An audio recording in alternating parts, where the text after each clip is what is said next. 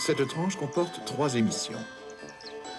L'émission que vous allez voir traite des atomes, la suivante des électrons, et la troisième et dernière sera sur la conduction elle-même. Mais notre histoire commence par les atomes. Nous savons que toute chose est composée de molécules. Cet arbre, la tasse en plastique, la loupe, ce morceau de tuyau en plomb, même toi, tu es fait de molécules. Oui, mais est-ce que ça veut dire que toutes les molécules sont semblables? Dans ce cas, pourquoi est-ce que les tasses en verre se cassent quand on les laisse tomber, alors que celles en plastique ne se cassent pas? D'autre part, pourquoi est-ce qu'on ne peut pas voir au travers d'une loupe en plastique rose? Ou abattre un arbre en aluminium avec une hache en caoutchouc? Si toutes ces choses sont faites de molécules identiques, comment peuvent-elles alors être si différentes? Si tout ce qui nous entoure était construit à partir de blocs identiques, on vivrait dans un monde de Lego. Alors, ce n'est pas possible que les molécules soient toutes les mêmes, n'est-ce pas? Mais de quoi est-ce que les molécules sont faites au juste? Nous savons que le mot molécule veut dire petit morceau. Mais petit morceau de quoi? Bien sûr, il n'existe pas de loupe assez puissante pour nous permettre de voir les molécules. Elles sont beaucoup trop petites pour cela. Mais les physiciens savent maintenant que si on arrivait à voir par miracle une molécule type de plastique, par exemple, on verrait qu'il ne s'agit pas du tout d'un morceau solide, mais d'un morceau composé de milliers de petites choses rondes qui s'agitent ensemble.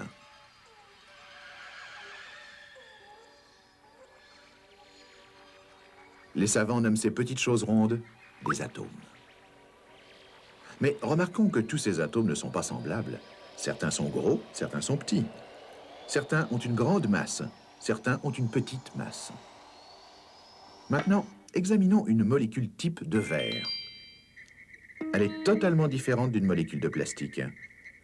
Elle se compose de 3 atomes seulement au lieu de plusieurs milliers. Et par conséquent, une molécule de verre est beaucoup plus petite. Et voilà pourquoi quelque chose en verre peut se comporter si différemment de quelque chose en plastique. Examinons de près quelque chose fait en métal maintenant. La tête d'une hache, par exemple. Et voyons de quoi a l'air une molécule de fer. Curieux. La tête entière de la hache ne semble être qu'une seule molécule géante.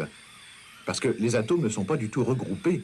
Ils sont tous indépendants les uns des autres. En fait, il n'y a pas de molécules dans le fer. Il y a seulement des atomes séparés et indépendants les uns des autres. Ils ont tous la même taille et ils sont tous disposés dans un arrangement grillagé rectangulaire. Maintenant, jetons un coup d'œil sur un objet fait d'une autre sorte de métal, un tuyau de plomb par exemple. Dans le plomb, les atomes sont aussi tous de la même taille, mais ils sont beaucoup plus gros que ceux du fer. Et leur arrangement grillagé est beaucoup plus serré. Mais ce sont encore des atomes séparés et indépendants. Donc, à proprement parler, il n'y a pas non plus de molécules dans le plomb. En fait, aucun métal pur n'est composé de molécules. Fer, plomb, aluminium, cuivre, argent, or, vous pouvez continuer la liste, sont tous composés d'atomes séparés et indépendants. Mais ce que toutes les substances, à l'état solide, liquide ou gazeux, ont en commun, c'est qu'elles résultent de différentes combinaisons d'atomes, eux-mêmes de masse et de taille différentes, soit disposés séparément, comme dans les métaux purs, soit regroupés en molécules, comme dans la plupart des autres substances non métalliques, les liquides et les gaz. Alors quand tu coupes du bois, ou soupèses un tuyau de plomb, ou laisses tomber une tasse en plastique incassable, souviens-toi de l'immense variété de combinaisons d'atomes qui donnent leur qualité aux choses. Et remercie le ciel de ne pas vivre dans un monde de Lego.